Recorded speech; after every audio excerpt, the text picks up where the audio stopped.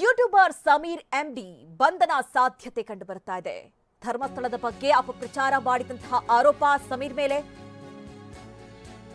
YouTuber Sameer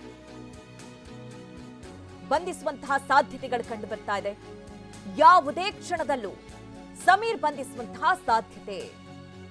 ಬೆಂಗಳೂರಿನ ಹುಲ್ಲಳ್ಳಿಯಲ್ಲಿ ಇರುವಂತಹ ಸಮೀರ್ ನಿವಾಸ. ಹುಲ್ಲಳ್ಳಿಯಲ್ಲಿ ಬಾಡಿಗೆ ಮನೆಯಲ್ಲಿ ಈತ ವಾಸವಾಗಿದ್ದ.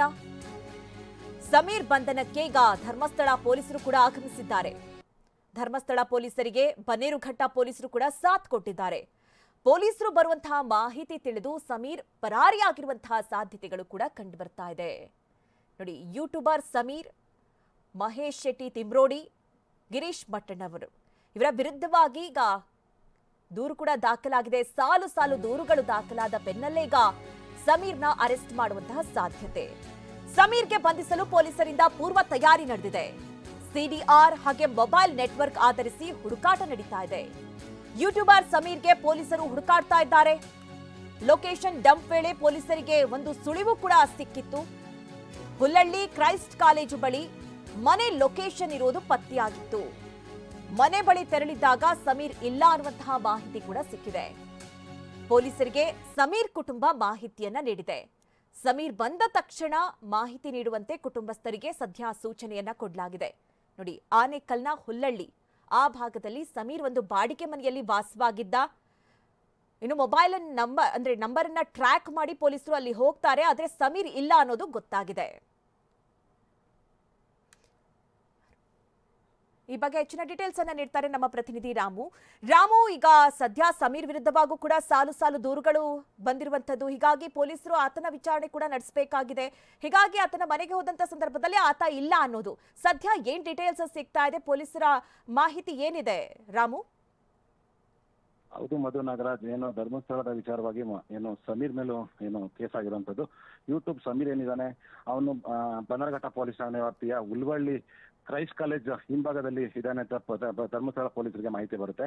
ಅವರ ಚಿಕ್ಕಮ್ಮನ ಮಗನ ಮೊಬೈಲ್ ನ ಯೂಸ್ ಮಾಡ್ತಿದ್ದ ಸಮೀರು ಆ ಮೊಬೈಲ್ ನ ಆಧರಿಸಿ, ಅಂದ್ರೆ ಮೊಬೈಲ್ ಟವರ್ ಡಂಪ್ ನ ಆಧರಿಸಿ ಬಂದಂತ ಧರ್ಮಸ್ಥಳ ಒಬ್ಬ PSI ಮತ್ತು ಇಬ್ರು ಸಿಬ್ಬಂದಿ ಬಂದಂತ ಪೊಲೀಸರು ಬೆಳಗ್ಗೆಯಿಂದ ಸುಮಾರು ಒಂದು 3 ಗಂಟೆಗಳ ಕಾಲ ಅವ್ರ ಮನೆಯನ್ನ ತಲಾಶ್ ಮಾಡಿದ್ದಾರೆ. ಆದ್ರೆ ಸಮೀರ್ ಪೊಲೀಸರಿಗೆ ಸಿಗದ ಕಾರಣ ಮತ್ತೆ ಈಗ ಇದ್ರ ಜೊತೆಗೆ ಬನ್ನರಘಟ್ಟ ಪೊಲೀಸ್ ಇನ್ಸ್ಪೆಕ್ಟರ್ ಕೃಷ್ಣಕುಮಾರ್ ಸಹ ಧರ್ಮಸ್ಥಳ ಪೊಲೀಸರಿಗೆ ಸಾಥ್ ಕೊಟ್ಟಿರುವಂತದ್ದು. ಸೊ 3 ತಾಸುಗಳು ಅವರ ಮನೆಯಲ್ಲಿ ಸರ್ಚ್ ಮಾಡಿದ್ರು, ಸಮೀರ್ ಸಿಗದ ಕಾರಣ ಈಗ ಅವರು ವಾಪಸ್ ತೆರಳಿರೋದು ಮಧು ನಾಗರಾಜ್. ಓಕೆ, ಥ್ಯಾಂಕ್ ಯು ನಿಮ್ಮೆಲ್ಲ ಡೀಟೇಲ್ಸ್ಗಾಗಿ. ಇನ್ನು ಸಮೀರ್ ಎಂಡಿ ಬೆಂಗಳೂರು ತೊರೆದಿದ್ದಾರೆ. ಸದ್ಯ ಯೂಟ್ಯೂಬರ್ ಸಮೀರ್ ಮಂಗಳೂರಿನಲ್ಲಿರುವಂತಹ ಮಾಹಿತಿ ಸಿಕ್ಕಿದೆ. ಸದ್ಯ ಬೆಂಗಳೂರಿನ ಮನೆ ಬಳಿ ಧರ್ಮಸ್ಥಳ ಪೊಲೀಸರು ಭೇಟಿ ಕೊಟ್ಟಿದ್ರು. ಆದ್ರೆ ಆತ ಇಲ್ಲ ಅನ್ನೋದು ಗೊತ್ತಾಗಿದೆ. ಬೆಂಗಳೂರಿನ ಜಿಗಣಿಯಲ್ಲಿ ಸಮೀರ್ ಎಂಡಿ ಬಾಡಿಗೆ ಮನೆಯಲ್ಲಿ ವಾಸವಾಗಿದ್ದ. ನೋಡಿ, ಪೊಲೀಸರು ಆತನ ಹುಡುಕಾಟ ನಡೆಸಿದ್ದಾರೆ. ಸದ್ಯ ಆತ ವಾಸವಾಗಿದ್ದ ಮನೆಗೆ ಆಗಮಿಸಿದ್ರು ಧರ್ಮಸ್ಥಳ ಪೊಲೀಸರು. ಆದ್ರೆ ಆತ ಇಲ್ಲ ಅನ್ನೋದು ಗೊತ್ತಾಗಿದೆ. ಆತನ ಕುಟುಂಬಸ್ಥರಿಗೂ ಕೂಡ ಕೇಳಿದಂತ ಸಂದರ್ಭದಲ್ಲಿ ಆತ ಇಲ್ಲ ಅನ್ನುವಂತಹ ಮಾಹಿತಿಯನ್ನ ಕೊಟ್ಟಿದ್ದಾರೆ. ಈಗ ಆತ ನಂಬರ್ನ ಟ್ರ್ಯಾಕ್ ಮಾಡಿದಂತ ಸಂದರ್ಭದಲ್ಲಿ ಆತ ಮಂಗಳೂರಿನಲ್ಲಿದ್ದಾನೆ ಅನ್ನುವಂಥದ್ದು ಗೊತ್ತಾಗ್ತಾ ಇದೆ. ಹೀಗಾಗಿ ಪೊಲೀಸರು ಆತನನ್ನ ಎಲ್ಲೇ ಇದ್ರೂ ಕೂಡ ಆತ ಸಿಕ್ಕ ನಂತರದಲ್ಲಿ ಆತನನ್ನ ವಶಕ್ಕೆ ಪಡಿತಾರೆ. ವಿಚಾರಣೆಗೂ ಕೂಡ ಒಳಪಡಿಸುವಂತಹ ಸಾಧ್ಯತೆಗಳಿದೆ, ಬಂಧಿಸುವಂತಹ ಸಾಧ್ಯತೆಗಳು ಕಂಡು ಬರ್ತಾ ಇದೆ. ಈಗ ಸದ್ಯಕ್ಕೆ ಆತ ವಾಸವಾಗಿದ್ದಂತಹ ಬಾಡಿಗೆ ಮನೆಯಲ್ಲಿ ಇಲ್ಲ ಅನ್ನೋದು ಗೊತ್ತಾಗ್ತಾ ಇದೆ. ಬೆಂಗಳೂರಿನ ಜಿಗಣಿಯಲ್ಲಿರುವಂತಹ ಬಾಡಿಗೆ ಮನೆಯಲ್ಲಿ ಆತ ಇಲ್ಲ.